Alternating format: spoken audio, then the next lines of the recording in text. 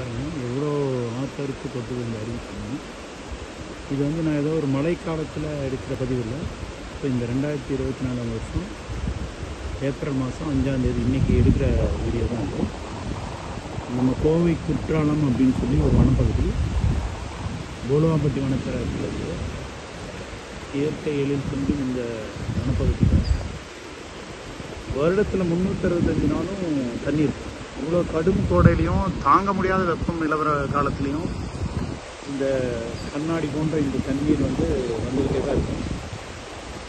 அந்த அளவுக்கு இந்த இயற்கை சிஸ்டம் மேலே அந்த சோலைக்காடுகளும் புல்வெளிகளும் இந்த தண்ணீரை நமக்கு கொடுத்துட்டே இருக்குது.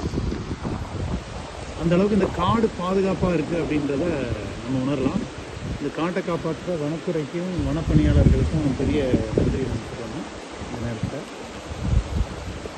இயற்கையை பாதுகாக்கணும் அப்படின்ற எண்ணம் உடையவங்க இது போல் வனப்பகுதிகளுக்குள்ளே வரும்போது அந்த மாசுபடுத்தாத வண்ணம் இயற்கையை ரசித்து போகணும் அப்படின்ற உணர்வோடு மட்டும் பயணிச்சுருந்தாங்க.